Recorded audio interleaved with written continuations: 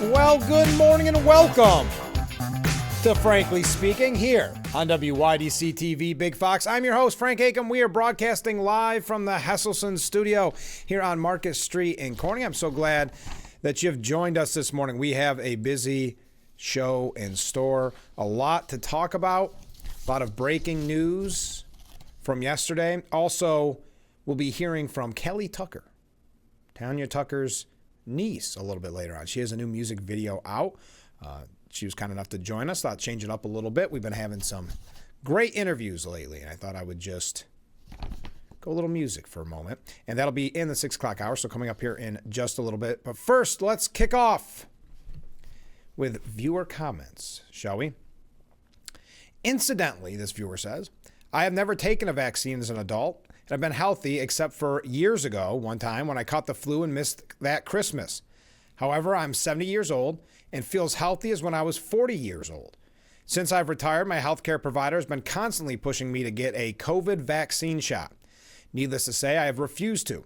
I don't trust vaccines. In fact, the initial COVID vaccines had killed people. This fact begs the question, who can be held responsible for these deaths?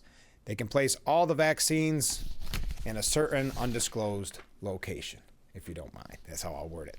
I'm guessing, of course, that's in reference to RFK Jr.'s trial, listen to me, hearing yesterday. Don't read too much into that. I was thinking about all the activist judges that we're going to get to here in just a little bit. But the hearing, we are going to talk about that. Got very contentious. Well, I'm going to read you different opinions on it, but ultimately I want your opinion. Comment from a different viewer. Mark writes in, President Trump said tariffs could replace income tax, and the Democrats are going crazy over it. No more IRS, no more money coming out of our paychecks. So this means they can't play with our money anymore. Yes, it just won't feel the same if it's not their constituents' money that they're wasting. But I agree with you, Mark. They want that mad money that we've learned so much about the wasteful spending in just these, not even, just a few short months of Trump's second term. Comment from Scott, and he says, good morning. I hope this isn't a stupid question, but why is there so much anti-Semitism, I'll word it that way, in the Democratic Party? That's a great question. Unfortunately, sadly, I don't have an answer for you. I think it's heartbreaking when you see anti-Semitism really promoted. Van Jones saying back during the election that the Democrat Party is marbled with anti-Semitism. And this isn't,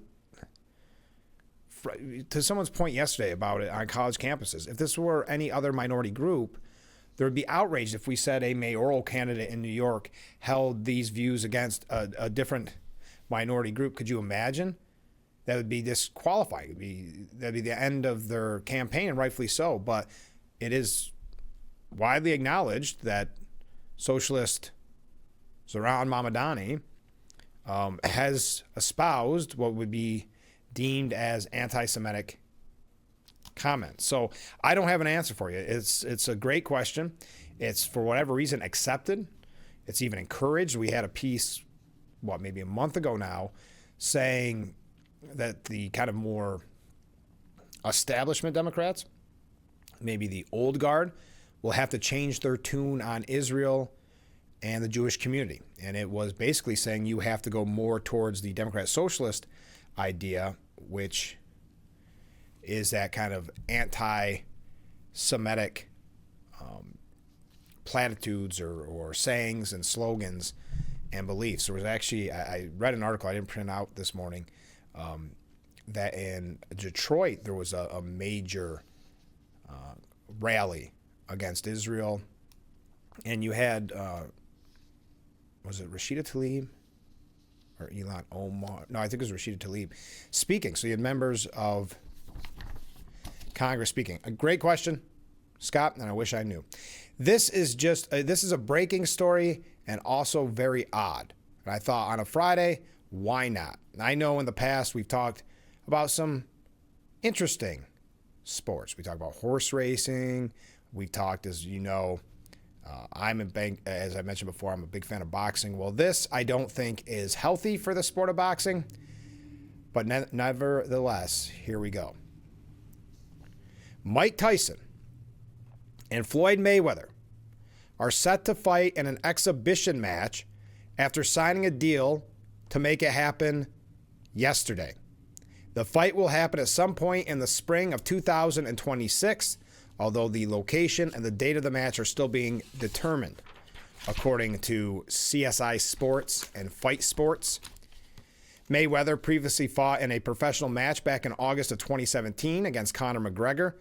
That's where this really all kicked off, when it became kind of a sideshow, where it became these huge money payouts with not actual what you would call skilled boxing. And now you have the Paul brothers and you have all of these kind of what would in the past be called exhibitions, but being hyped.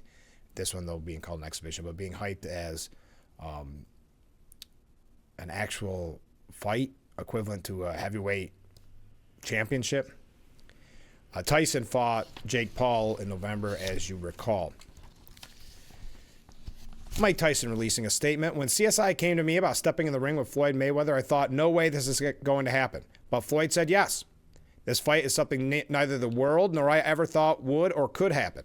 However, boxing has entered a new era of the unpredictable, and this fight is as unpredictable as it gets.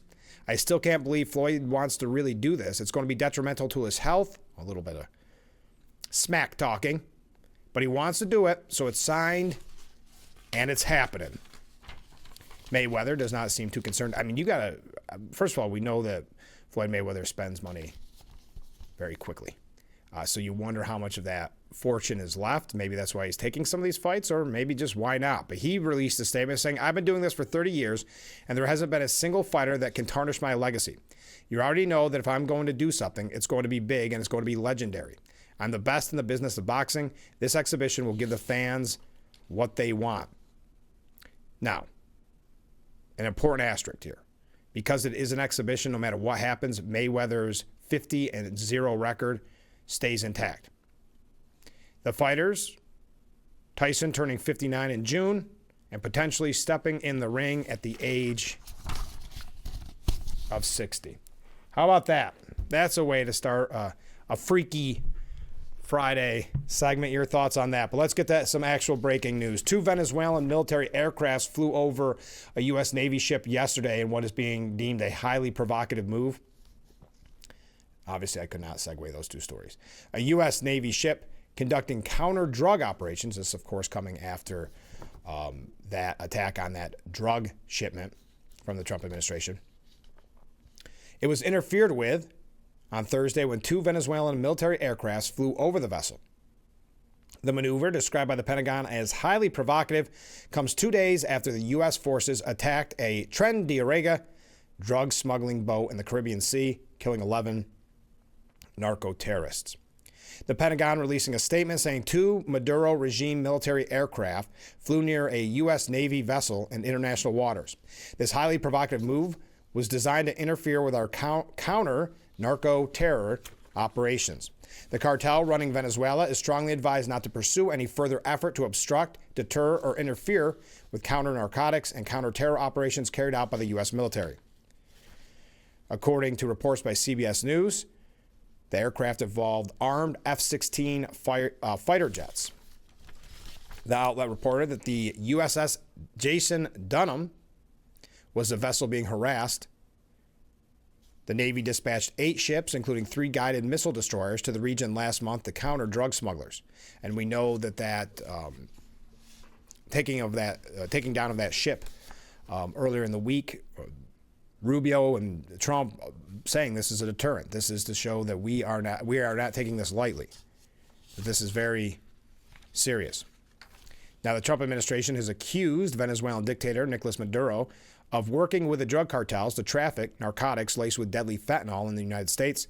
As a matter of fact, the Justice Department last month placed a $50 million bounty on Maduro's head, citing his involvement with the cartels. All right. So that coming in late yesterday. Just a quick update from a story that we brought to you earlier in the week with the bringing down, I can't remember, what did Trump say? Shot down the ship. Okay. Yeah, why not? Well, we've got a couple that we just have to go through quickly. just kind of off the wall type stories, if you will. Then we're going to get into the RFK Jr. hearing.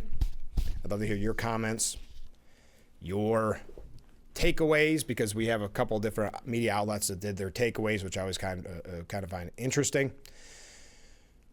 We also, as I said, are going to hear from Cali Tucker.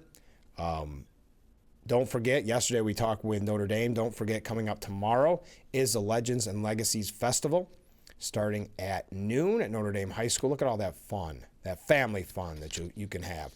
Now, the event goes from noon to 6, shuts down for a little bit, for about an hour, and then you purchase tickets for the Seven Wonders, the Fleetwood Mac tribute concert, and that begins at 8 o'clock with fireworks to follow. Okay. I think we got all our ducks in a row. Let me take a break, because we have about 5 or 6 stories right in a row that we're going to rip through that I think you're going to find really interesting. Again, your take on anything. There's looks like the Trump administration is making moves in the mayoral race. It is being reported that Mayor Adams didn't meet with Witkoff to maybe discuss a potential job. Cuomo says he doesn't want Trump in the race. Mamdani actually not only doesn't want him in the race, he called it a threat to democracy, and he challenged President Trump to a live, in-person debate. Your thoughts on who would win that? All right. Thanks for joining us on this Friday morning. We're just getting warmed up. Stay with us.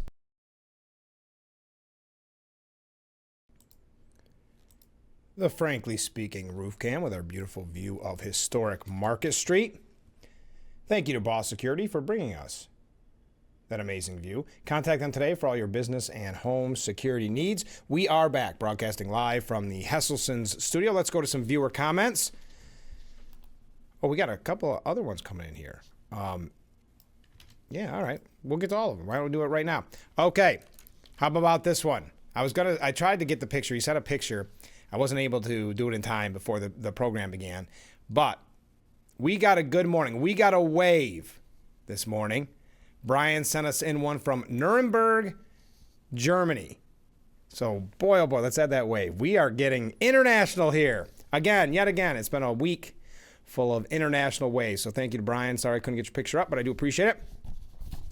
All right, some other comments from viewers. First up, Mark writes, if I can get my screen to work here.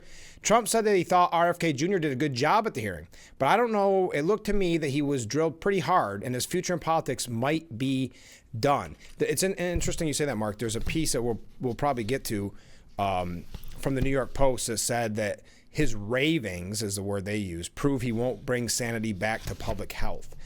Chuck Todd suggesting that Trump's going to throw him overboard after the hearing. So interesting takeaway, Mark. I appreciate that. Comment from a different viewer. Ditto to the first viewer's text. 70 next month. Excuse me. So this viewer is turning 70 next month. Well, let us know. We'll wish you happy birthday. No vax yet. Only flu as a kid was during the Hong Kong outbreak. My takeaway from the RFK is hope he keeps up the good work against all the obviously big pharma, angry talking heads. Thank you very much. And comment from a different viewer. The interview on Secretary Kennedy was very contentious at times. The Democrats would demand yes or no answers and would not let him explain. Even some Republicans were also guilty of this. I don't know how the secretary took it. I would have walked out. The yes or no, it's kind of dirty pool, isn't it? And it's a story as old as time. But yes, it is very frustrating. And if the New York Post wants to call it raving, that's fine, but I think many of us would have blown up under that same scenario. So we're going to be talking about that after we get back from our interview with Cali Tucker. That's going to be in the next segment. I think you'll find it enjoyable. Her aunt, Tanya Tucker, she herself has quite a illustrious career. She was on The Voice. She headlines in Vegas. So I think you'll find it just a little bit of change of pace as we've been talking some heavy issues. Trump announced yesterday and celebrated that Delta Airlines revised its manuals to use Gulf of America for the body of water spanning Florida to Mexico, in line with his executive order and with our map that we're going to put pins in to show waves from all over the world that we've received, from Germany, from Switzerland, from the Philippines, from Egypt. we got some crazy waves coming in from all over, but our map included the Gulf of America. The president shared a screen grab on Truth Social of an apparent revision highlights airway manual on official Delta letterhead. Trump claiming he received it from a Delta captain. Some of the key changes: Gulf of Mexico has been switched to Gulf of America. And notice to air mission is revised to notice to airmen. Some Trump changes there. Delta official memo to employees. Big changes, Gulf of Mexico to Gulf of America, Trump wrote on Truth. And the liberals thought notice to airmen was racist. Too, they changed it to notice to air missions. Delta just changed it back to notice to airmen. Maybe they read the writing on the wall. There'd be another executive order. I think they are finally embracing MAGA, the commander-in-chief said in a kind of a victory lap, if you will. Now, Delta said it was simply complying with Federal Aviation Administration requirements. They didn't want to be completely lumped in with the MAGA movement. But nonetheless, Trump very excited about the changes. He also is going to sign an executive order today restoring, and I would love to hear your thoughts on this, the Department of War as the secondary title for the Department of Defense. Trump had argued in recent weeks that the old moniker sounds stronger and is much more appropriate for the cabinet-level agency, the Department of War. The order will instruct Defense Secretary Pete Hegseth to propose legislative and executive actions to make U.S. Department of War the official name of the Department of Defense. Hegseth will also be permitted to use the title Secretary of War in official correspondence, public communications, ceremonial settings, and in non-statutory documents. That would be that looks pretty tough on your business card. Pete Hegseth, Secretary of War. Also, federal departments and agencies must recognize and accommodate the new secondary titles in their communications. Now, the War Department was known as such from 1789 to 1947. So your thoughts on the change? The United States military is the strongest and most lethal fighting force in the world, and the president believes this department should have a name that reflects its unmatched power and readiness to protect national interests. The White House said the name change will project strength and resolve and advance Trump's peace through strength mission. Trump argued defense is too defensive. We want to be defensive, but we want to be offensive too, if we have to be. He said, we're just going to do it. I'm sure Congress will go along if we need that. At least one lawmaker has already pledged to introduce legislation. Senator Mike Lee, of course, from Utah, saying, I'm drafting a bill to restore the Department of War to its original name, the only name that captures the full range of America's military capabilities.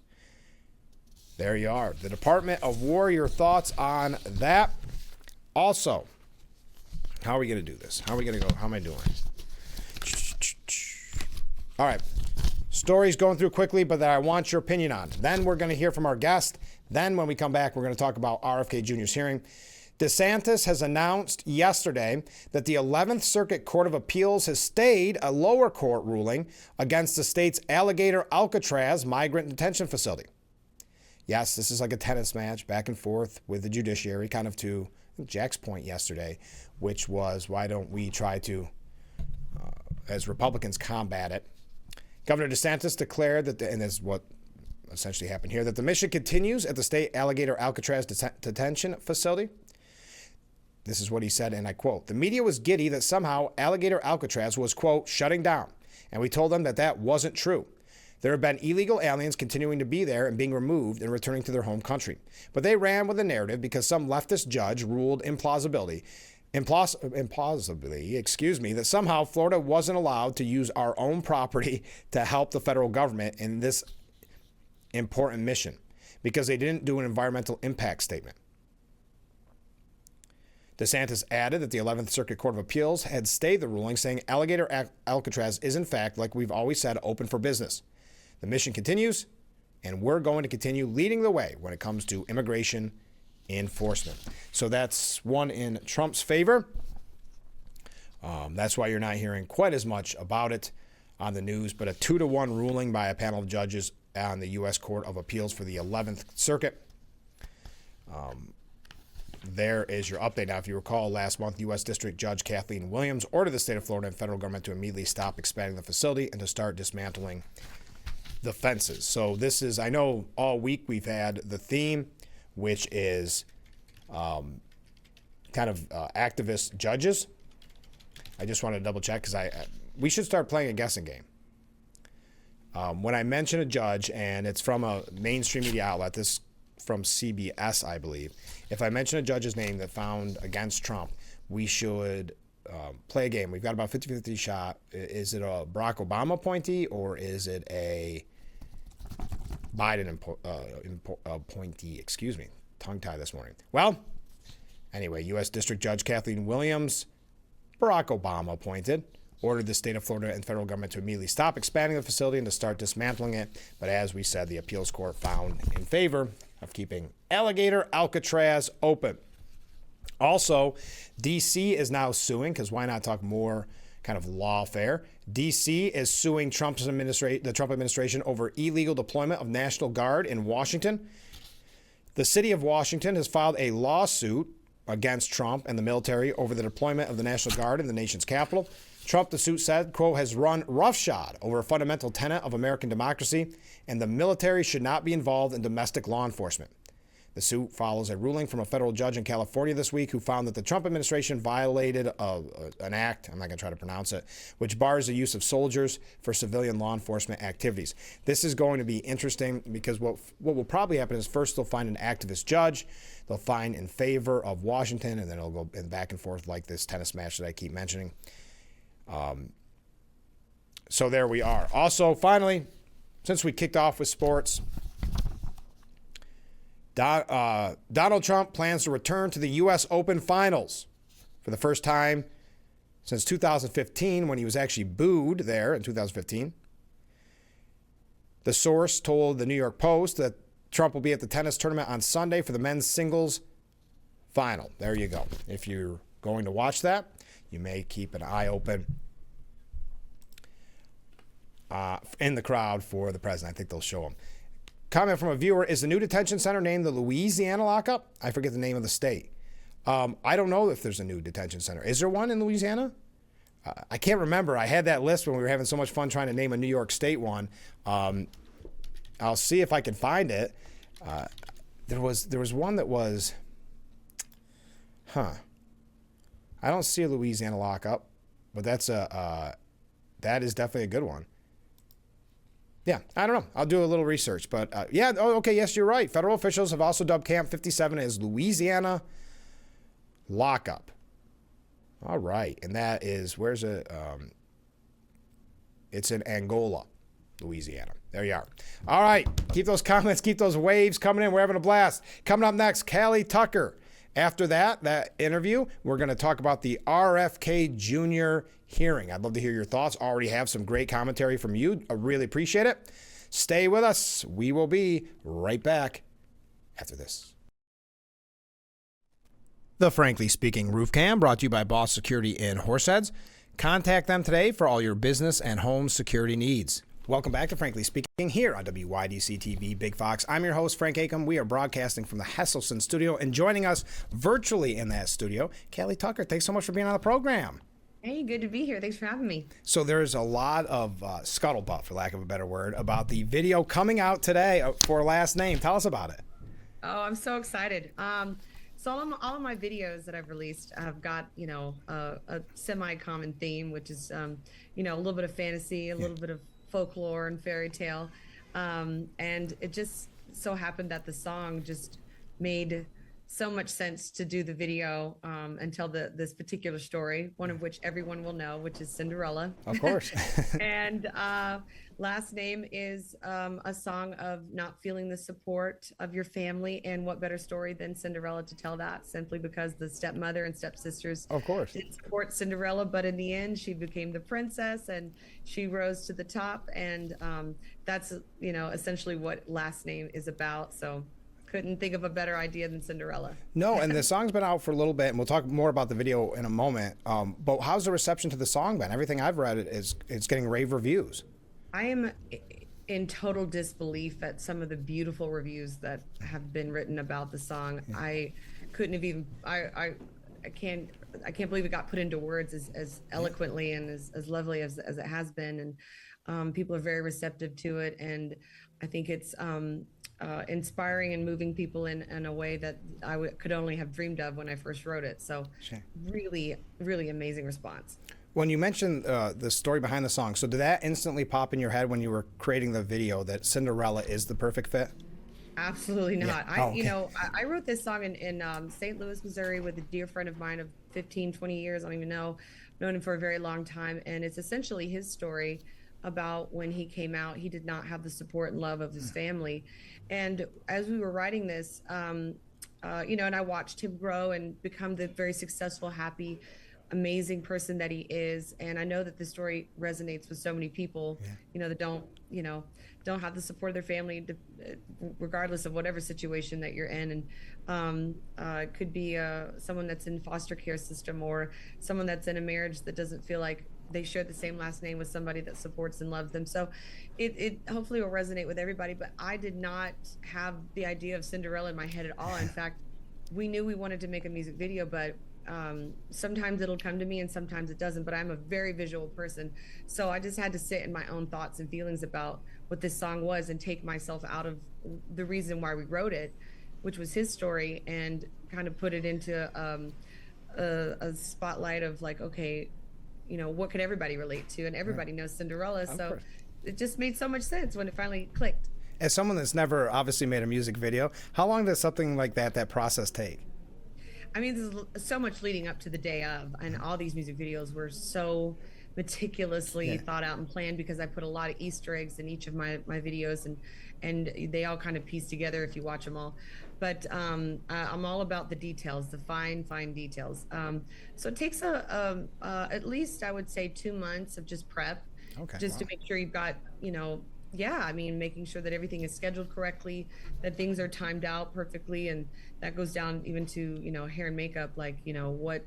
Just it's very meticulous. But the day of the shooting, I mean, it's always usually 2 days of shooting, and it's always gone pretty seamless. Wow, I had no idea. So you talk about the meaning or the story behind the song "Last Name," and the video is out today.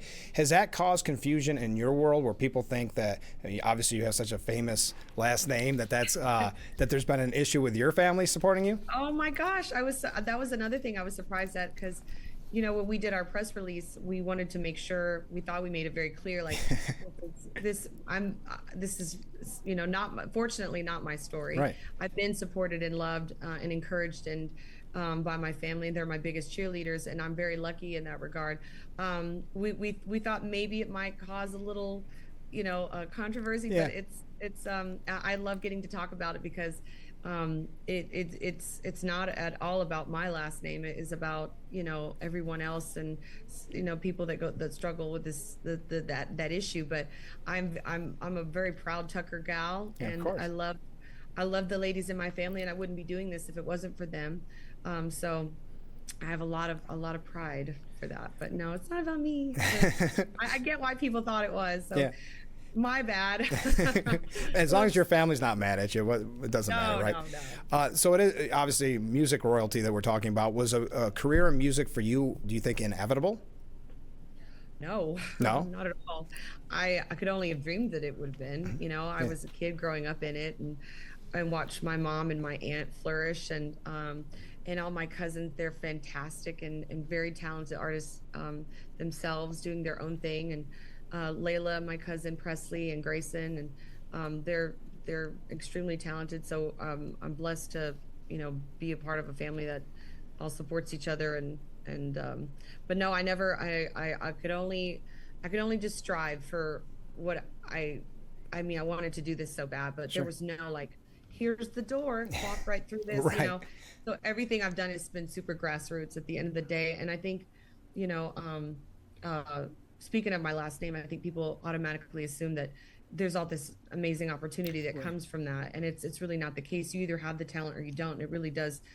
I mean, that's going to show. So if yeah, everything has been a little blood, sweat, and tears on Of my end, course. but it's been a great journey, and I'm grateful that I have such a cool lineage Of course. that I would love to carry on. I would love to make that part of my legacy. How would you describe your sound for people that are just tuning in and maybe haven't heard the new song last name? Excuse me. How would I describe the song? Well, No, no, your sound. I'm sorry, like your oh, sound okay. specifically. My sound is I would say it's I'm a country singer, Right. and there's a lot of pop influences though, for sure within the sound. My producer that I worked with on this project, and my co-writer, they're out of LA and they do a ton of K-pop and very, very successful K-pop songwriters and producer. And it took me a long time to kind of figure out what my sound was living in Nashville, obviously growing up in country music, like, but I wanted to always push the envelope and have this edge to me and this, create my own path, forge that. And if it wasn't for them, I would not have been able to do it. So they really helped, because I love rock, I love hip hop, I love jazz, I love pop music. So being able to, express to them that I have so many different genres that I'd love to kind of tap into, but also keep my roots country. I think they did that beautifully. And so I definitely think that I'm not a traditional country singer, although I absolutely love traditional country and Of I course. grew up listening to that. I have to be true to myself and, like, incorporate all these other styles that I think there is absolutely a a place for me in country music within that. When you were growing up and you were listening to music other than country, was it deemed rebellious?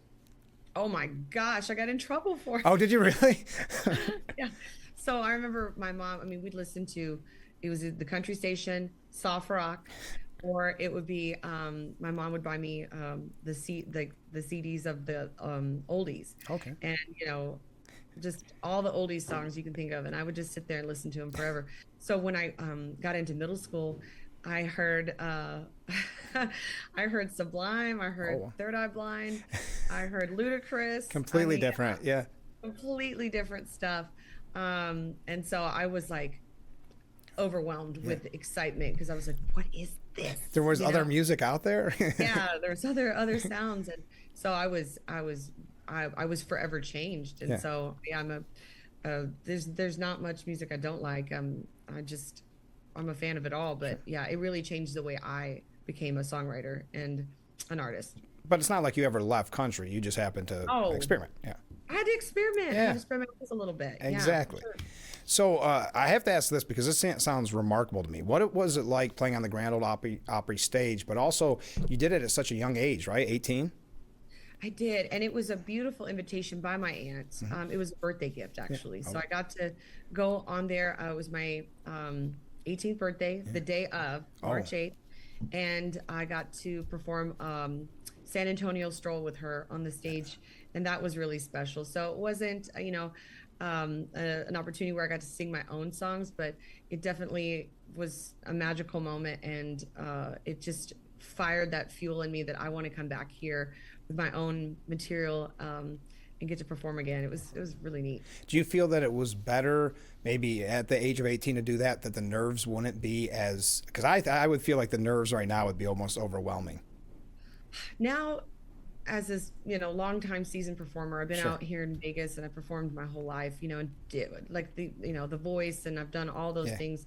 It definitely wouldn't scare me as much. I was happy to have had that experience on the Grand Ole Opry because that is a totally different, Yeah. um, like, honor to be Yeah. on that. So I think I would go into that, with as much confidence as I possibly could, but still with nerves. Absolutely. I, Like, you're not gonna, what are you gonna, I it's the know. Grand Ole Opry. I know. Everybody I've talked to that played, it doesn't matter how long they've been in the business, they always say that they're a nervous wreck before they go on. Oh my Grand Ole gosh. Opry. Yes, Isn't that I amazing? can't say that I'm that cool that I wouldn't be. I would be very nervous and, Yeah, I feel like you'd you be know, disingenuous if you said no. I'm fine. I would be fine. no, Everybody I'm would. not that cool. Yeah, they'd call No. you out for it.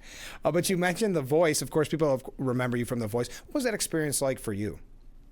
It was life changing. Yeah. If it wasn't for the voice, I would not be in the position that I am now. So, there's just steps and steps and steps that you step up in as an artist and a songwriter, and different levels. And I had no expectations going into it. I remember my mom calling me saying, "Hey, your sister-in-law is going to go to Vegas," before I lived here, to audition for The Voice. "I think you should go and try." And I was like, any excuse to go to Vegas and party, I'm there. Right, right, So right.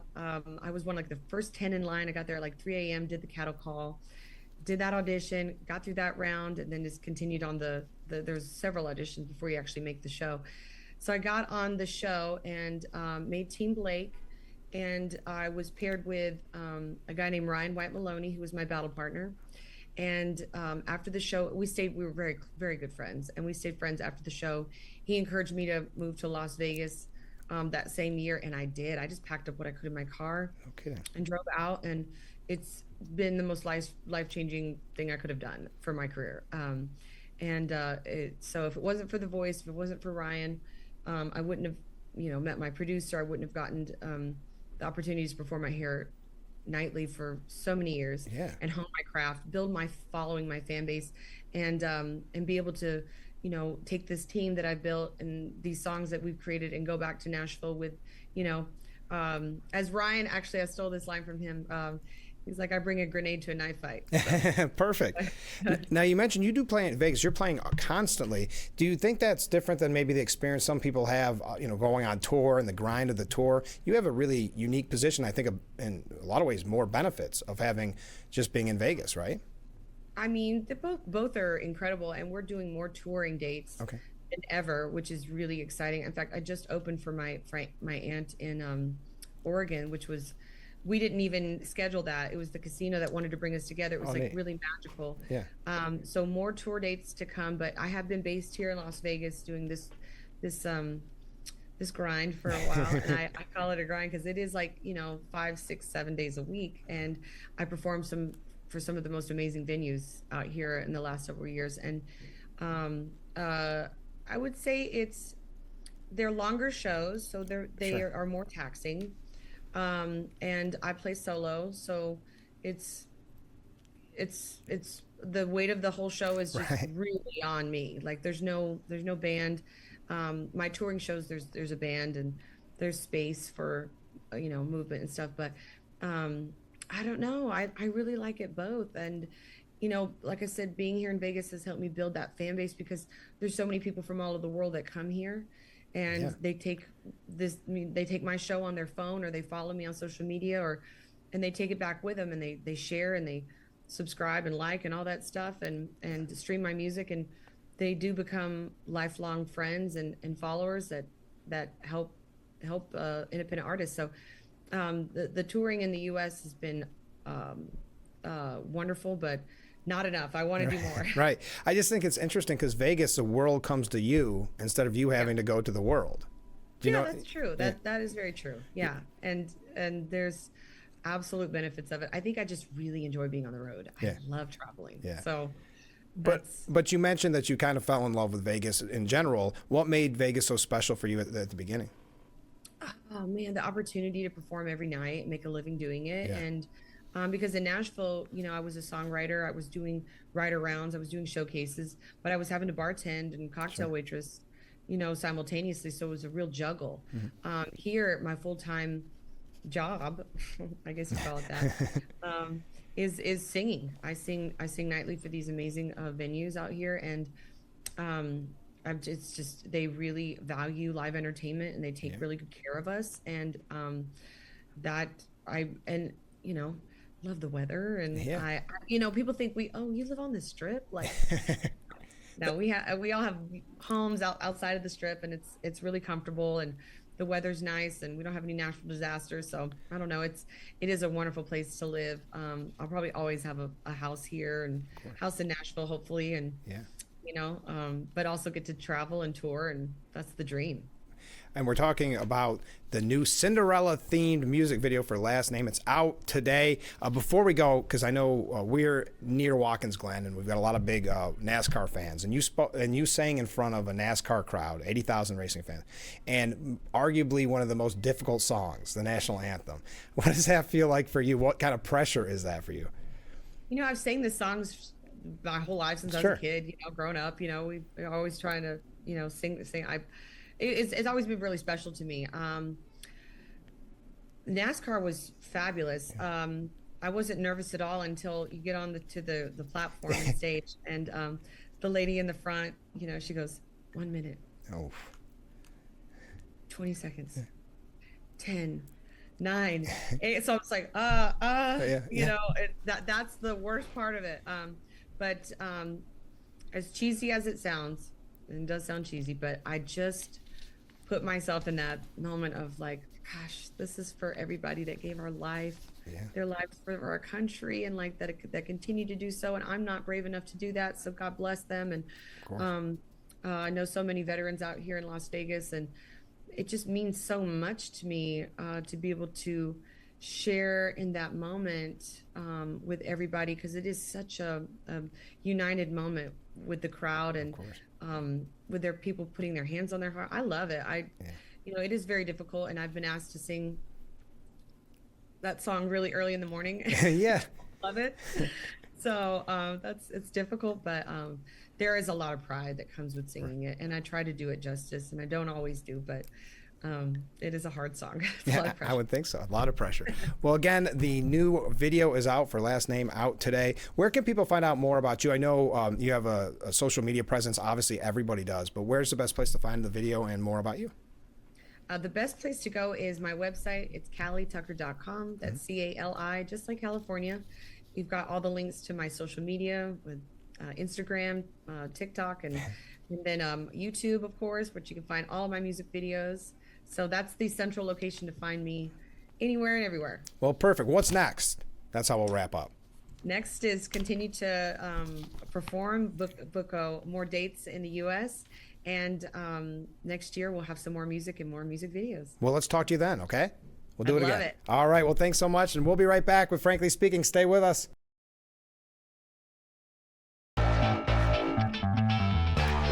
The Frankly Speaking Roof Cam brought to you by Boss Security in Horseheads. Contact them today for all your business and home security needs. We are back broadcasting live from the Hesselson studio here on Market Street in Corning. And we want to thank Cali Tucker for being on the program this morning. It was nice to talk with her, and best of luck on her new video. Hey, I wanted to mention real quickly for our friends in Hornell, exciting news. I mentioned it yesterday. I will be returning, and it's an honor, to the Pulse with Mayor John Buckley, and that's on WLEA, and that's at 1 o'clock on Saturday and 1 o'clock on Sunday. So to all our friends in the Hornell area that can tune in to WLEA, don't miss it. We always have a blast. The mayor does a great job asking all the hot topics of the day. So I look forward to it. I can't wait to see what we'll be discussing. But again, on Saturday and Sunday at 1 o'clock in the afternoon, tune in to The Pulse with Mayor John Buckley. Okay, let's go to some viewer comments. Mark writes in, Department of War, I like it. And Alligator Alcatraz is a win for Trump and ICE. I agree. The court finding in favor of Alligator Alcatraz. It's like I said, it's a tennis match back and forth with these courts. I think a lot of us kind of expected this decision. It's not as if this was uncharted territory. It used to be an airport, if I'm not mistaken. So it's not as if it was untouched land. And I'm with you. The Department of War, Pete Hegseth already wanted this job, and he's doing a good job. You know, he had some few hitches at the beginning, but this was a man that was coming in to bring back the warrior mentality, right? And now his business card is going to say Department of War, or Secretary of War, excuse me. That's a pretty cool business card. Comment from a different viewer. More than one of the RFK Jr. yes-no questioners talked about the $500 million taken away from Big Pharma. Tell us directly who is pulling their strings, bringing up charts and graphs. They spoke like they were on the payroll or major stockholders. And that's one of the interesting, and I think why a lot of people supported RFK Jr. Is because he wasn't beholden to Big Pharma. So it's interesting to see these people that have screamed from the rooftops anti-Big Pharma for as long as we can remember now seem to be playing in their favor. Now, as I mentioned, we are going to talk about this. Health Secretary Robert F. Kennedy Jr. faced sharp questioning from both Democrats and Republicans during what could be described as contentious or tense in a Senate hearing, because they're saying turmoil. You know, there's always those words that the media uses, chaos or turmoil. Turmoil that has gripped the Centers for Disease Control and Prevention and his moves to transform U.S. vaccine policies. So we're going to kick off The next segment, because I already have to take a break. Sorry, I ran long with Cali. Just kind of interesting. She had so many topics that I found worth mentioning that I wanted to ask. So when we come back, we'll talk about this. We've already gotten great commentary from you. Keep that coming in. We're going to, from Mediaite and CNN, the 5 most shocking moments or the 5 takeaways. But I want to hear, most importantly, your takeaway. We're also going to hear, though I'm going to have to edit it a little bit, we're going to hear J.D. Vance's takeaway as well. Several Republicans on the committee did echo their Democrat colleagues' concerns about the CDC turmoil. I will say, when you read that line, does it ever go the other way? Let's say during the Biden administration, or let's say during this administration. Doesn't matter. Would you ever read several Democrats on the committee echoed their Republican colleagues' concerns? No. Not if it's against someone in this administration. So, I don't know. Sometimes I think Republicans can play into the hands, unfortunately, of the media and of their Democrat colleagues, as I said here. Kennedy faced bipartisan criticism. See, that's the back and forth through the whole piece. This from the Washington Post, I believe. For replacing a vaccine advisory panel with handpicked critics of vaccines. And senators from both parties sounded the alarm over possible changes to the routine childhood immunization schedule. He rejected assertions that he was taking vaccines away, even as senators pointed to examples of immunocompromised people being denied COVID vaccines under a new federal limit on who can get them. Anyway, again, the back and forth, they love saying bipartisan hatred for someone that's in the Trump administration. We'll give you the takeaways. We are running a little bit late, so we may wrap up the next hour for you. Want to send in your comments with that and a couple other quick announcements, and then we'll kick off hour number 2. Yes, already hour number 2 with some of those takeaways from the RFK Jr. hearing. We also have a lot of New York State issues to get to that I think you're really going to find interesting. As you know, Assemblyman Phil Palmisano has been very busy. He's making the tour around the state. And we read his quote yesterday, which was so fantastic, highlighting the disastrous, detrimental green energy policies of Governor Hochul and one-party rule in Albany. So we'll talk about that in the next hour as well. Stay with us. This is Frankly Speaking here on WYDC TV, Big Fox. The Frankly Speaking Roof Cam, brought to you by Boss Security in Horseheads. Contact them today for all your business and home security needs. We are back broadcasting live from the Hesselson's studio. Here's how we're going to do it, because we're almost out of time for this hour. Next hour, we're going to talk about RFK Jr.'s hearing. We're going to talk about New York State issues. Of course, we got a Climate Fact Friday from Bob. We'll save that for the top of the hour, as you know I do. And that's not fair to you. But them's are the breaks. As I mentioned yesterday on the program, and I can't thank you enough, so many people sent in because they knew that they wanted to support this, I think, amazing gesture, a long time coming gesture, and that is Dwayne Eddy having a permanent place in Corning. And that is a historic marker dedication ceremony. That's coming up during Harvest Fest on September 20th. If you'd like to donate and get your name in the commemorative program to show your support for this, which has been a long time coming, you see corningtwang.com. You can find out all the ways to donate there, and then your name will be in that commemorative program, and we'll be handing that out during what is going to be a very special ceremony with a lot of special guests, and your name will be in a program filled with specific quotes from really big names that look up to Dwayne Eddy, who has since passed, of course, but looked up to Dwayne Eddy, and they specifically sent in when they heard about our ceremony. So if you'd like to do that, corningtwang.com, and we'd love to have you be a part of the celebration. Okay, coming up in the next hour, a lot to talk about. Again, I know I just talked about it in the last segment, but I will be on the Pulse again for all of our friends in Hornell. Tune into WLEA on Saturday or Sunday at 1 o'clock in the afternoon, and I'll be joining, the host of the Pulse, Mayor John Buckley. I always look forward to doing that program. Can't wait to see what we're going to discuss. A lot of comments coming in. We're going to read them as soon as we come back. Stay with us. Hour number 1 in the books. Hour number 2 moments away. It is hour number 2 of Frankly Speaking as we broadcast live from the Hesselson studio here on Market Street in Corning. We've got so many viewer comments to get to, one being Climate Fact Friday with Bob. That's coming up after the other comments. So get ready, buckle in, and then we're going to talk about RFK Jr. Comment from a viewer. Not only big pharma companies put a twinkle in the eyes of Democrats, but I also suspect the green energy companies do as well. I would agree. There's a lot of money to be had there. A lot of money. Mark writes in some good news about New York State. All right. You can now use a crossbow during regular bow season from day one till the end. Yes, we brought that. We couldn't believe it. Still kind of surprised. We brought that story to you, but it was actually a viewer who brought it to our attention, and we had that story the day that it broke. So very, really, I'm still kind of surprised by it. I'm not going to lie. Surprised that she signed it into law. Surprised it ever got through Albany. But great news for all those hunters out there that can use their crossbows. I know a lot of people love crossbows. Use it for the full bow season. Jack says, I watched the entire painful to watch RFK badgering. I was grateful for a few good comments that served as breaks. Yeah, it was painful, and we'll go through the takeaways from more leftist outlets, but that's why I appreciate everybody writing in, because you've had the important takes, the important takeaways. That's simply put. All right, let's do it. Good morning, Frank, from Climate Fact Friday, Bob.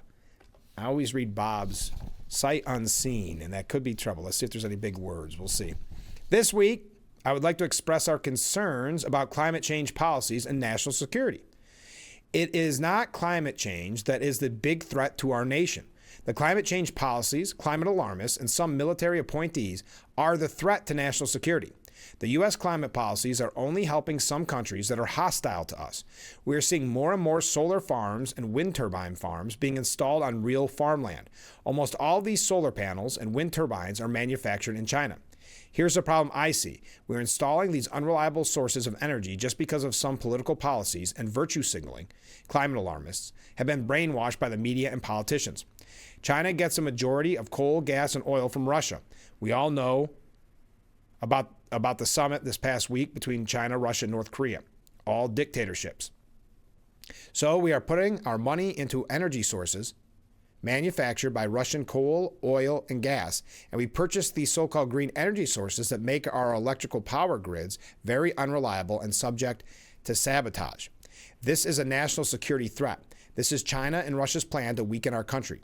Thanks to the Trump administration, we are waking up to these facts. Have a great football kickoff weekend. Thank you. Climate Fact Friday, Bob. You are exactly right. If you recall, we had this story, and it's not just a one-off story. It happened numerous times, where these solar panels that they were installing, there was found to be an extra piece that could be used either for spying purposes or shutting down our grid. That's not hyperbole, or it's not conspiracy theorists. This is actually proven fact. Of course, it wasn't reported by the mainstream media, but it was something that was brought to us numerous instances where it was kind of written off as no big deal. Oh, that's China again, but is much more nefarious than that. So I would agree exactly with you, Climate Fact Friday, Bob, because after that summit, we see that they want to be the world superpowers, and they will stop at nothing to do that. And they're probably laughing at us as we buy their products to become green, as they have no problem using coal, gas, and oil that they're getting from Russia, making Russia more powerful, China more powerful, etc. So I really appreciate that. They're always good. This was an extra special one, and we thank you as always, Climate Fact Friday, Bob. I don't want to jump ahead, but to just echo kind of what you were saying, the Trump administration going after Hochul and the climate change super fund. That's, if you recall, that's where New York State said, hey, thank you, gas business. Thank you so much for following all of our rules, jumping through all the hoops and the red tape for decades. You followed everything we asked you to do. But you're no longer in vogue, so we are going to fine you for what you did 10, 20 years ago, even though, again, all above board at the time. We're going to fine you billions of dollars to pay for some green energy pie in the sky. Thank you. So that also signals to other businesses, don't come to New York. It also just reeks when it comes to lawsuits. But we'll talk about that a little bit, because I keep promising we're going to talk about RFK Jr.'s hearing. So Mediaite writes, the 5 most shocking moments. Number one is not shocking whatsoever, and that's protesters kick off the hearing. Always keep in mind when protesters are at a hearing and they are disruptive and they have signs or they're dressed crazy, this was all planned. This is all known about in advance, not by Kennedy. It was known by somebody most likely on that panel, most likely a Democrat, because it's not just like you and I can sit at one of these hearings if we are the first to attend. I mean, it's ticketed. It's, you go through security. So these are all fake protests, though real in their disruptive manner. They're all known to be happening. It's a little bit of WWE-esque, if you will, a little wrestling-esque, with the pre-planned, okayed, wink, wink, nudge, nudge by certain senators. I guess one protester accused him of killing millions. It was unclear what else the protester said, but she made references to authorization, and it takes 3 months. Number two, Senate Republicans trap Kennedy with Nobel Peace Prize question. Bill Cassidy, also a physician and vaccine advocate, asked Kennedy whether he agreed that Trump should be awarded the Nobel Peace Prize for his work on Operation Warp Speed, which of course brought us the COVID-19 vaccine quickly. Kennedy said he did agree, only for Cassidy to reveal the apparent trap he had laid for him, saying, quote, "Let me ask you, but you just told Senator Bennett that the COVID vaccine killed more people than COVID," leading to a heated exchange. At one point, Kennedy accused the Republican lawmaker of making a speech against him rather than asking questions. And I know Republicans had real questions. I understand it. But boy, it plays in the hands of the media, doesn't it? Like I had that piece earlier. Everything was about bipartisan anger. Republicans joining their Democrat colleagues in their hatred. Anyway, 3, Kennedy claims he fired CDC director because she said she's not trustworthy. During an exchange with Warren, Kennedy claimed that Menarez was fired from the CDC after she admitted to him that she was not trustworthy. I told her that she had to resign because I asked her, "Are you a trustworthy person?" And she said no. So if you had an employee who told you they were not trustworthy, would you ask them to resign, Senator? Earning some stifled chuckles from Democrats. Kennedy claimed Menarez was lying about the pressure on vaccines he was supposedly putting on her, saying he never had a private meeting with her, and witnesses can corroborate that her statements about her firing were false. Number 4, how can you be that ignorant? Kennedy admits he doesn't know number of COVID deaths. Not good for Kennedy on this one. Senator Mark Warner was incensed to learn Kennedy does not know the number of people who died during the COVID-19 pandemic. He said, in no uncertain terms, "I don't know how many died." Warner asked whether the COVID vaccine prevented deaths, and Kennedy said he'd need to look at the data. So, Mr. Chairman, the Secretary of Health and Human Services doesn't know how many Americans died from COVID, doesn't know if the vaccine helped prevent any deaths, and you are sitting as Secretary of Health and Human Services. How can you be that ignorant? So, again, this hearing was more of a grandstanding and more of a show. Then Kennedy and Warren got a little personal. Kennedy had plenty of dust up with lawmakers, but an exchange with Warren got a little personal as she accused him of lying about vaccine access while he made reference to political donations she'd received from pharmaceutical companies. Warren accused Kennedy of limiting access to the COVID vaccine thanks to a narrower recommendation from the FDA. The new guidance recommends the vaccine for people 65 and older, as well as people ages 5 to 64 who have underlying conditions. Kennedy said, "I never promised that I was going to recommend products for which there is no indication. And I know you've taken $855,000 from pharmaceutical companies, Senator." Warren shot back. "Do you hold up a big sign saying that you were lying when you said that? Because you are the one who said that you would not take them away." So not denying the fact that she had that money. CNN, their 5 takeaways. Again, it's coming from a left-leaning group, but it's important because we've read your comments. We want to see what they had to say. But they love the fact, too, that Republicans went after him. Senators tried to pit Kennedy against Trump. They love that at CNN, so that was number 1. Republican politicians often speak to the audience of one, subtly gearing their comments toward Trump. But it was both Republican and Democrats employing this tactic yesterday.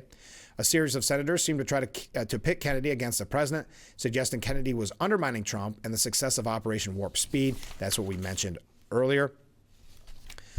So they love that. Again, this was, and whatever you think about this, I mean, Republicans had valid questions, but this was a perfect opportunity for the media to talk about this bipartisan hate. Other Republicans deliver brushbacks to Kennedy. That was number 2. Others did it more gently, but in ways that suggest Kennedy should be careful. Perhaps most surprising was Senator John Barrasso of Wyoming, saying, Secretary of Kennedy, in your confirmation hearings, you promised to uphold the highest standards for vaccine. Since then, I have grown deeply concerned. Okay. Number 3, Kennedy was hugely combative. Would you agree with that statement from CNN? It's difficult to overstate how combative Kennedy was during the hearing, whether that's because of the pressure he's under or because he deduced that's what Trump would like to see. It was striking. After Cassidy pressed him on Operation Warp Speed, Kennedy responded, is this a question, Senator Cassidy, or is this a speech that you don't want me to answer?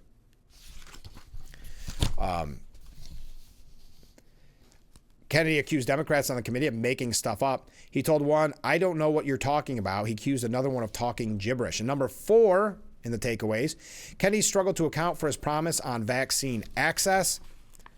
All right, and where is number 5? Okay, number 5 is what to watch next. One exchange early in the hearing will surely be revisited.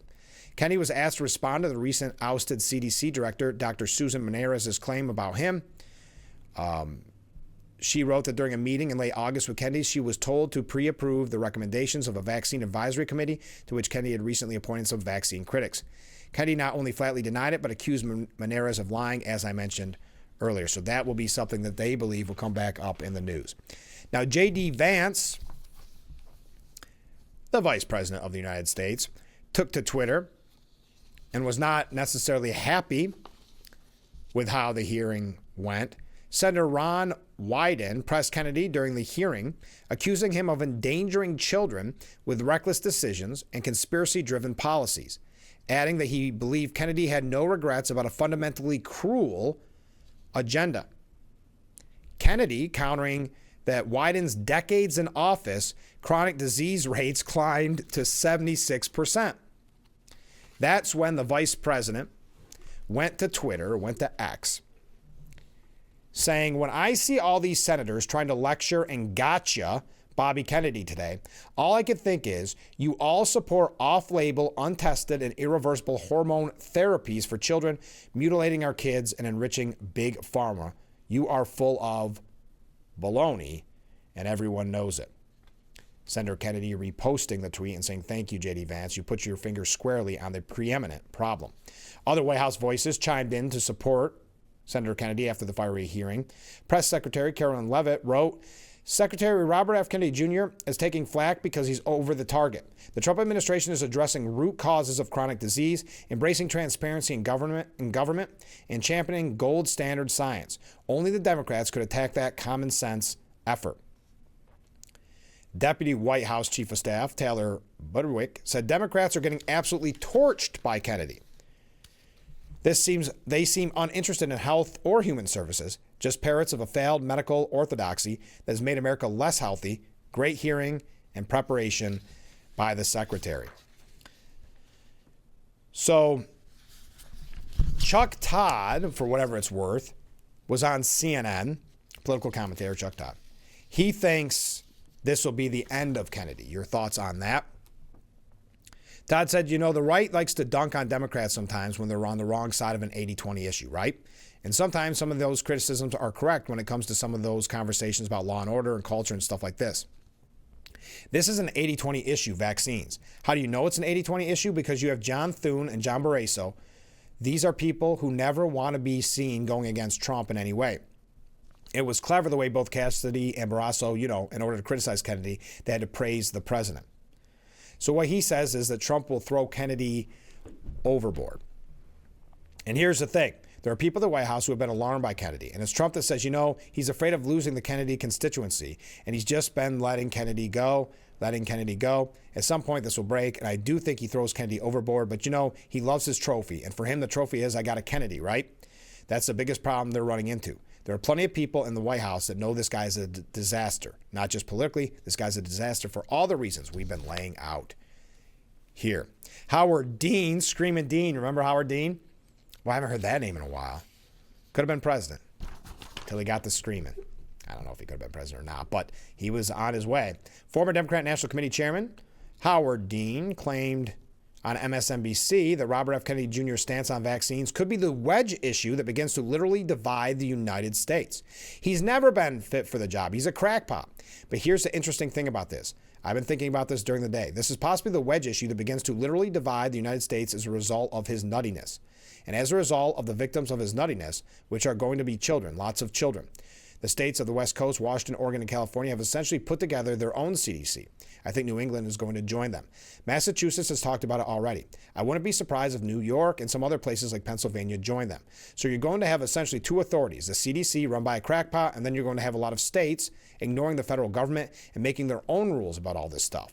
This is a big divide and there's a big change in the way the government has been operating in the U.S. for the last 100 years. Here's the other interesting thing. So yesterday, the Surgeon General, backed up by the governor of Florida, said that they were getting rid of all vaccine mandates. Now, would you take your children to Disney World if you thought they might be exposed to whooping cough?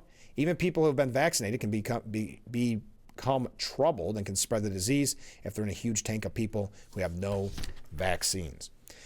The New York Post editorial board believes that the testimony made one thing crystal clear, quote, Robert F. Kennedy Jr. won't be restoring sanity to our public health bureaucracies despite as much as it's needed.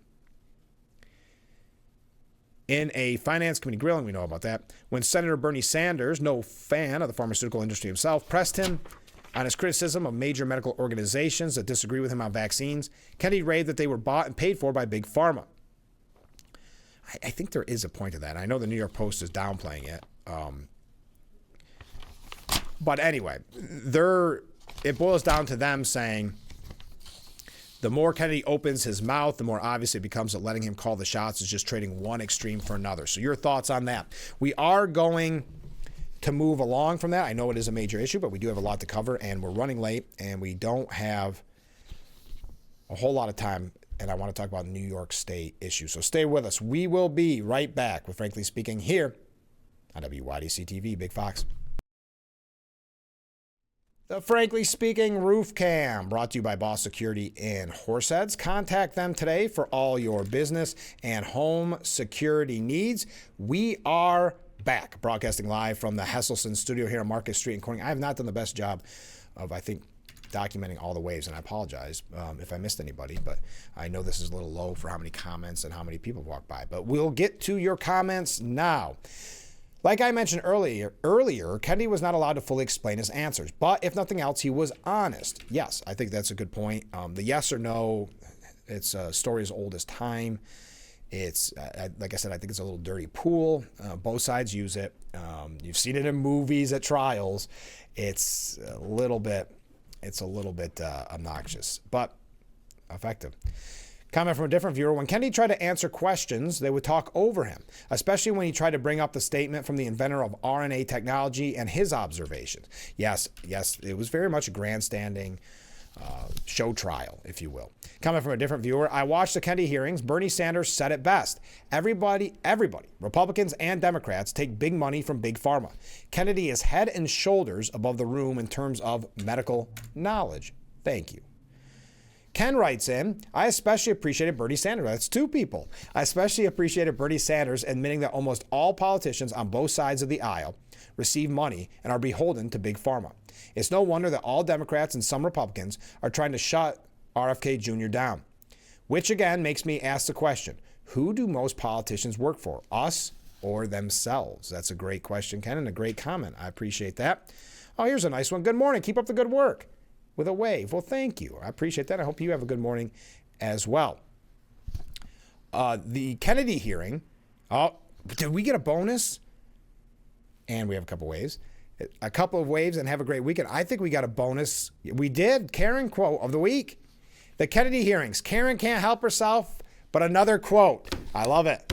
You know, it's a special week, and it's even a shortened week with Labor Day, and we're getting two quotes. Here we go. From Upton Sinclair. This made her think of this quote from the Kennedy hearings. It is difficult to get a man to understand something when his salary depends on his not understanding. Great. First of all, perfect. Perfect for the hearings. And, of course, spot on from Upton Sinclair. Again, Karen thought of this. We get two quotes this week from Karen. It is not difficult to get a man to understand something when his salary depends on his not understanding. Thank you, Karen. Appreciate that. Here's something before we move to New York State issues, and you can continue to weigh in on the Kennedy hearings, please. We just got a lot to cover and a short time to get there. Before we take a break and move on to New York State issues, Mitch McConnell, no fan of Trump. He believes Trump's second presidency is, quote, most dangerous period since Second World War. The world during Donald Trump's second presidency has entered a period of danger with, quote, certain similarities to the 30s, according to Mitch McConnell. He made the comments primarily in reference to tariffs and foreign affairs in a wide-ranging interview with the Lexington Herald Leader published earlier in the week. Remember, he's still got 2 years in his final year in office, calling it, quote, the most dangerous period since before World War II. He was openly critical of Trump's fixation with trade tariffs, which he likened to the isolationist policies of the U.S. in the 30s that historians say hastened a global depression that paved the path to conflict. Does McConnell may remember that from, he may be able to weigh in on the 30s. He may have been there.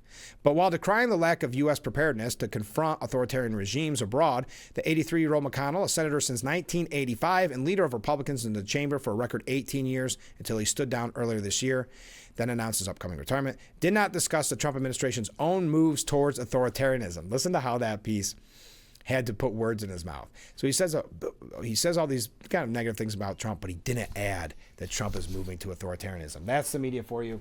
That is just presented as fact now. Okay, when we come back, some very important New York State issues. Quickly on the mayor's race, just because there's some really breaking news there. It does sound like Mayor Adams met with Witkoff in the Trump administration to talk about a potential job. We had heard first reported yesterday that it could be a job with HUD, and that would be for him to step away from the mayor's race.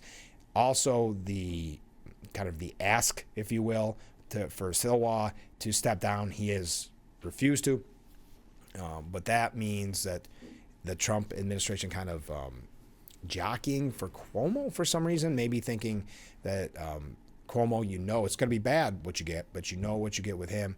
And when it comes to Mamdani, it could be the destruction of New York City. So there's a little bit of that there, but that's kind of an interesting move. We're going to dive a little more in depth on that, but let's take a short break. By the way, keep those comments, keep those waves coming in. We've had some great comments this morning. I appreciate your commentary on the RFK Jr. hearing. You can continue to weigh in. I love it. So stay with us. We'll be right back with Frankly Speaking here on WYDC TV, Big Fox.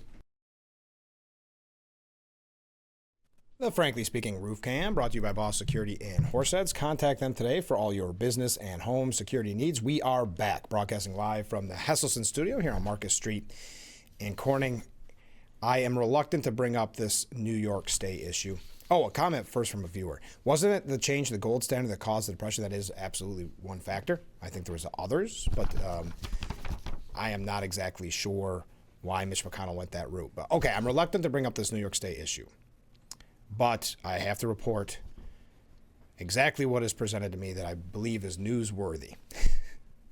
I don't like the name, but Governor Hochul, and I've asked you if you have any insider info, how the ban on cell phones in schools is going. I know yesterday for many schools was the first day of classes, and bell to bell, no cell phones in school.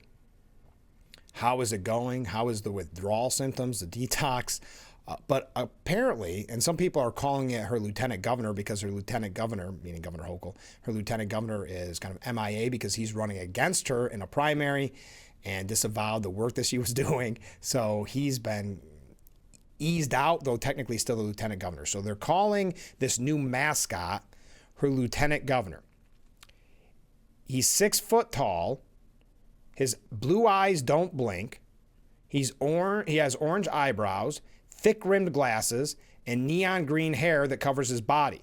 Some are calling him kind of close to the Philly Fanatic, and maybe a mix between the Philly Fanatic and Where the Wild Things Are. This is the mascot to keep young kids focused without their cell phones. This is their PR campaign. Now you're asking, why am I reluctant to tell you the story? Because Governor Hochul, in all of her wisdom, has decided to call this mascot Frankie Focus. That's one thing I've never been called. Frankie Focus. And he looks like the type of creature young students may have actually feared living under their bed as they were growing up.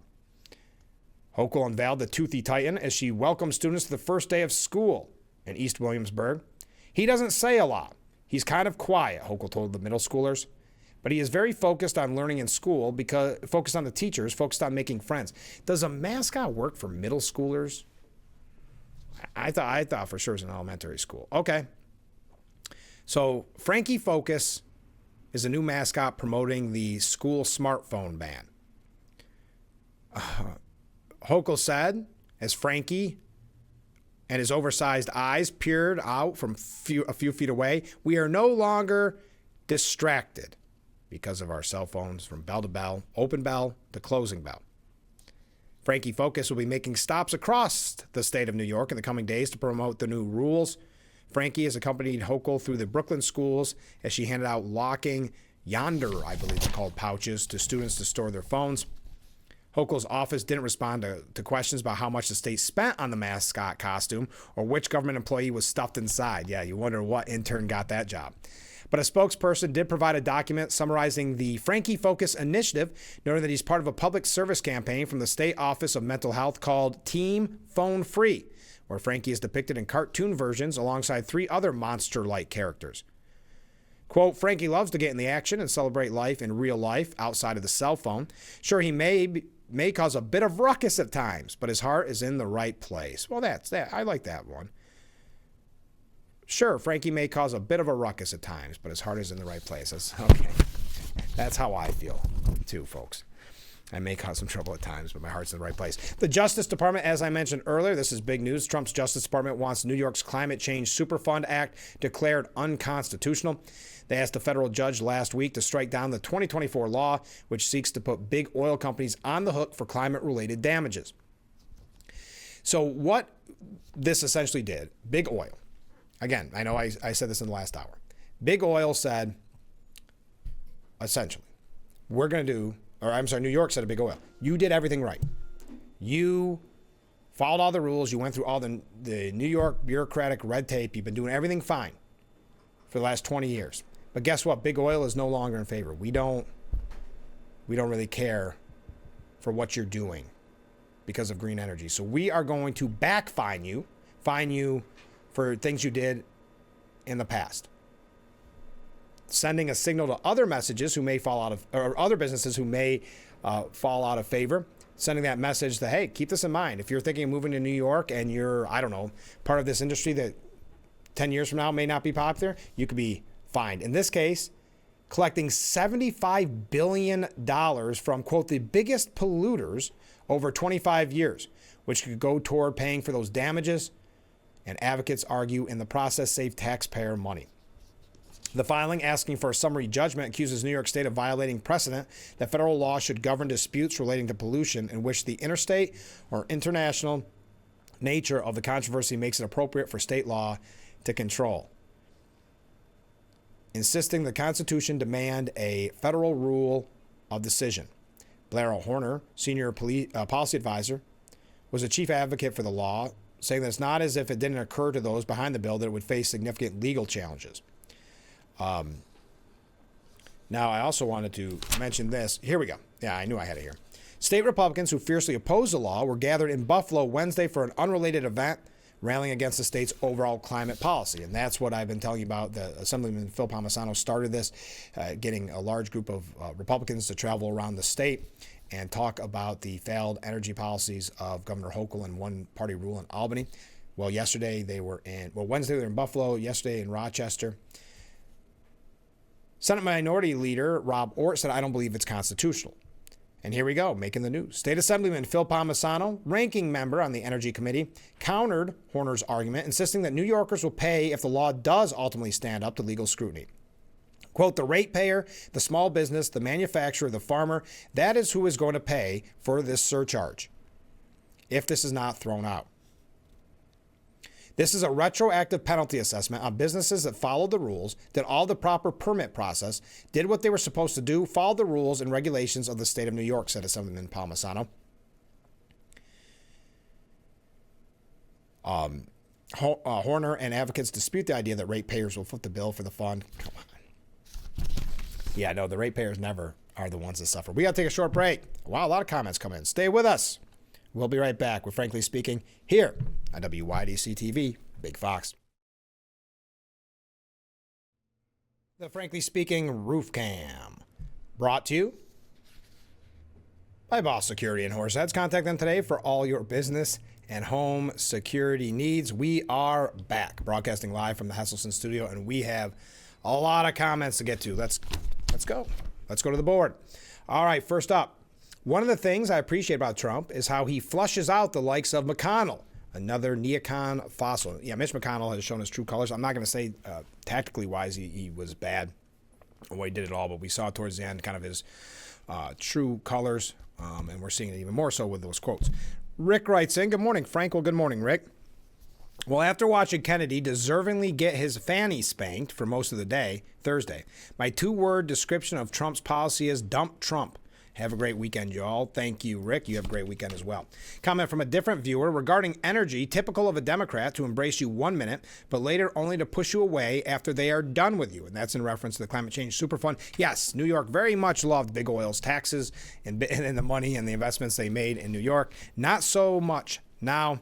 And now they're turning on them and looking at them. Okay, we got money on the front. Now we're going to get it on the back by backdating, essentially, fines. Trump administration calling it unconstitutional. I think it has definitely sent a message to residents or to businesses about New York State that why would we come here? Just like with the lawsuits against Trump when they got him for, what was it, misleading on his how much he had made or how much the building was worth, and standard practice, apparently we were told after, that there goes the real estate business in New York. There goes anything we can do to attack business. But comment from a different viewer. Ken writes in, without looking online, do you know who Antonio Delgado is? Interesting that we never hear anything about him. Well, I do know because we talked about him on the program, but I would say 9 out of 10 people, that watch this program, but 9 out of 10 people, and even that's high, don't know who he is. Antonio Delgado is Governor Hochul's lieutenant governor. Now think too for a second, and he's by the way he's primarying Governor Hochul. He basically came out and disavowed her, saying that's why they were joking that the Frankie Focus mascot was her real lieutenant governor, because he's going to be traveling around the state when Delgado has been pushed by the wayside and not given any. I don't even think he has an office anymore, just officially the title. Yeah, but if you think about it, did you really know who Kathy Hochul was before Cuomo resigned? Probably not. But yeah, they don't cover him. They're definitely not covering his primary challenge, only when necessary. Only when in an article they're talking about perhaps Elise Stefanik jumping in and they'll say, oh, and there's a potential primary, or there's a primary between Hochul and her lieutenant governor. But it is interesting. No coverage whatsoever. You don't even know where he is. I haven't seen anything other than the few articles. That was even months ago when he first declared. And then, like I said, in those pieces where they have to report it. Comment from a different viewer. Good morning, Frank. Well, hey, good morning. Once again, there was new all-time highs for the S&P 500 yesterday. That scary king with those tariffs is ruining everything except for the stock market. But don't tell anybody. Yeah, I won't tell anybody. The media sure isn't telling anybody. That's for sure. We appreciate that. Keep those comments coming in. We're having a blast, and I appreciate it. Okay. Also, since we're talking about New York Attorney General Letitia James is going to appeal, or is appealing, a court's decision to toss out a $500 million penalty on President Trump and his company. If you recall, they really went after her in their decision. The judge is not going to stop her. She said, you know what?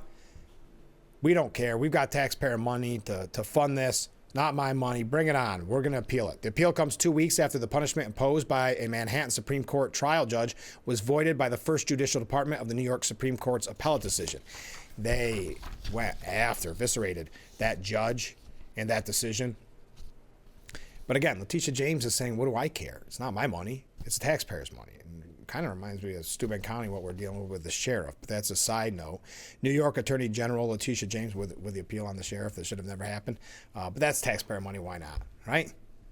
It's only taxpayer money, even though the sheriff was completely vindicated by the New York State Supreme Court. Same here.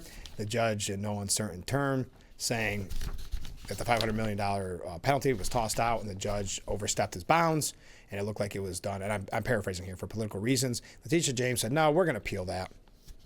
The court said that the fine violated the U.S. Constitution's 8th Amendment, which prohibits excessive fines. I guess in Letitia James, $500 million is an excessive fine. I would love to know this whole piece. I'd love to know how much, at the end of the day, this is costing New York taxpayers. But again, I will read that comment. Okay. At the end of the day, she doesn't care. It's our money. Zohran Mamdani challenges President Trump to a public debate, saying, let's cut out the middleman. Why should I debate Donald Trump's puppet when I could debate Donald Trump himself? I guess his puppet must mean Cuomo. Is that who they're saying? Is that who he's saying the middleman is? Or is it going to be Silwa or Eric Adams? This is coming off the heels of that behind the scenes conversation with Adams. We're going to talk about that in just a second. I think that'd be a wonderful debate. The White House did not immediately respond to a request for comment. I think they have bigger fish to fry. Cuomo ripped Mamdani for refusing to take part in debates. New Yorkers deserve answers. I challenge him to 5 debates, one in every borough, where we speak about the issues in that borough.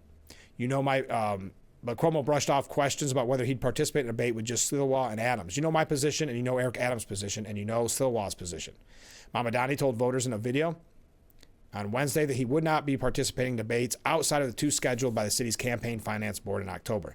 In the meantime, I won't be at the televised circus. So running, and I can't blame him. He basically won for a couple different reasons. But one of them is because Cuomo was too arrogant, didn't feel the need to campaign. So he kind of went under the radar. People say, even that completely disagree with his politics, that he is a somewhat charming guy in person. But his rhetoric, just like this piece says, yes, Zohran Mamdani is a socialist. See, the New York Times is trying to run interference and trying to kind of cover up his clear track record. When it comes to describing his political beliefs, New York Journalists Corps has spent the past year quietly giving slack to now mayoral frontrunner Zohran Mamdani. The Queens Assemblyman calls himself a Democrat socialist. The New York Times last week, however, assured readers that Mamdani's socialism means something other than the traditional collectivist policies. Isn't that what they always say? Mr. Mamdani's plan to pay for his proposal borrows from a traditional democratic method, increase taxes on the rich. He would also increase the top corporate tax rate, but has proposed nothing remotely close to a socialist-like takeover of private companies, which is a lie because he did do that, wanted to do that with grocery stores and others. He was quoted in the past as saying it. Anyway. In the state assembly, Mamdani has backed a social housing proposal, for example, that would let state governments seize property and convert them into public housing. In an old video, he equated the abolition of private property with a statewide housing guarantee, saying that either formulation would be preferable to the status quo.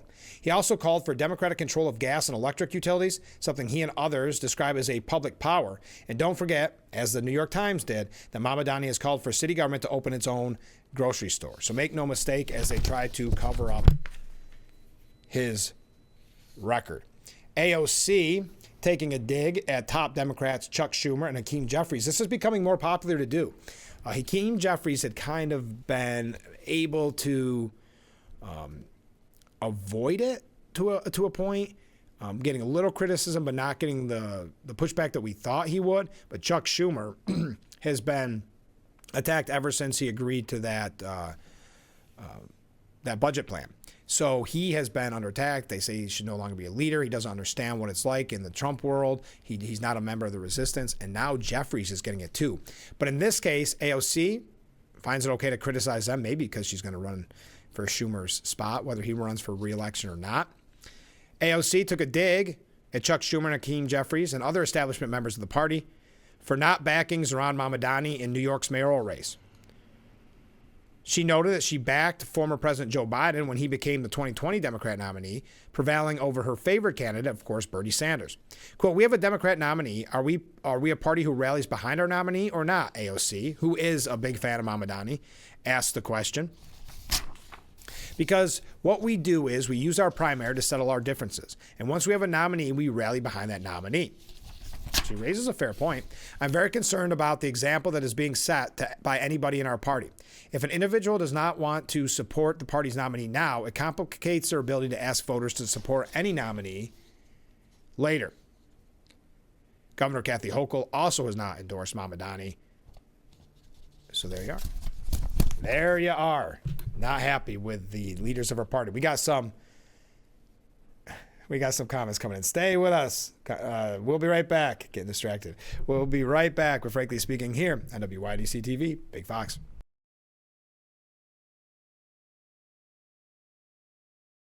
The Frankly Speaking Roof Cam brought to you by Boss Security and Horseheads. Contact them today for all your business and home security needs.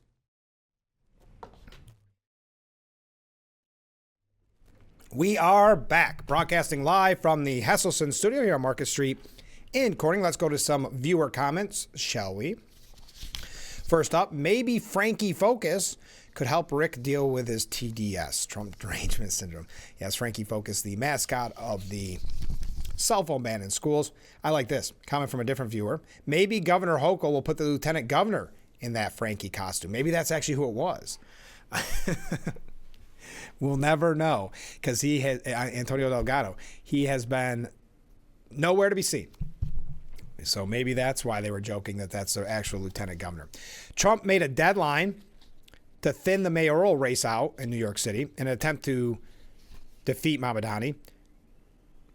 He rang out billionaire businessman John Castimedes, who has longtime ties to both Adams and Silwa, and voiced his dismay about what might happen if Mamdani wins in November. He is concerned about the New York City race. He does not want a socialist mayor, and he said it's not going to happen under his watch. Trump, in a historic interjection by a president in the New York City mayoral race, said he wanted the field to be winnowed down in the next 10 days.